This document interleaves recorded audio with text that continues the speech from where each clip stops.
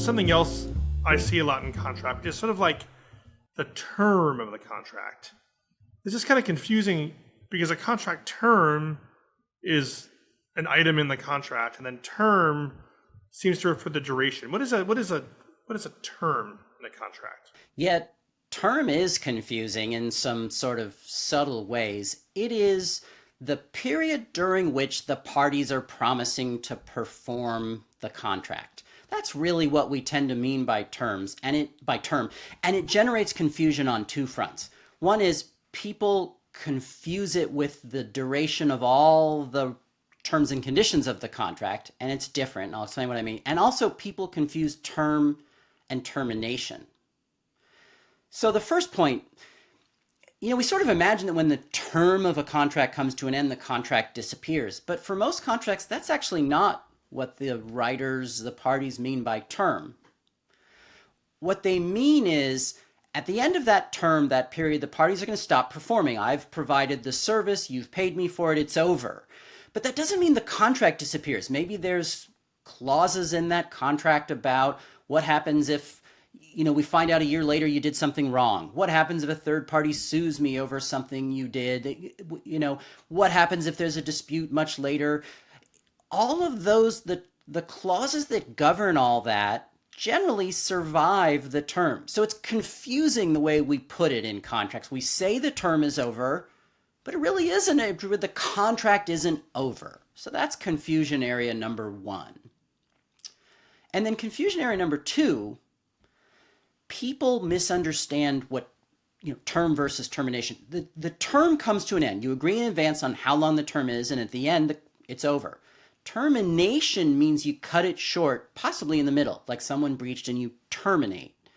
Again, the whole contract's not gone.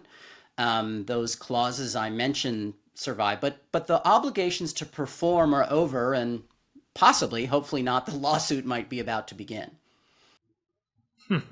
So maybe a simple example here is like employment contracts. So I'm going to hire someone for a year, and we say, I'm going to hire you for a year. We're going to pay you X dollars, and you're going to do X services for my company.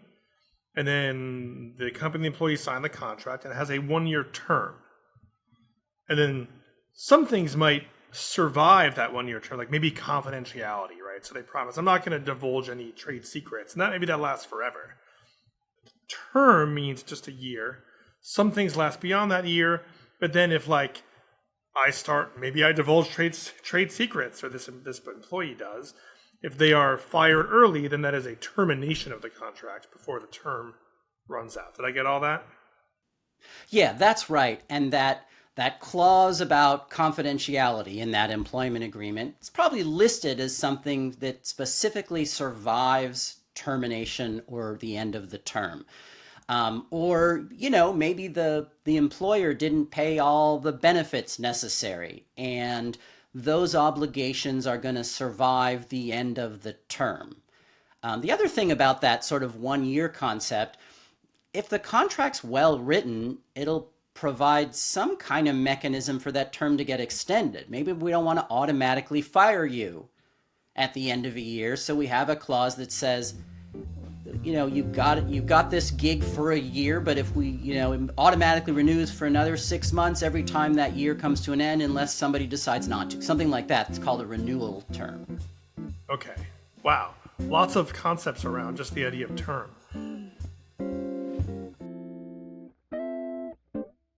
If you liked this video, please come check out Tech Contracts Academy. I provide training and resources to help you draft and negotiate contracts about artificial intelligence, cloud computing, and other types of software. It's all for lawyers, contract managers, and any business people involved with contracts. So come find us and check out some free lessons at techcontracts.com.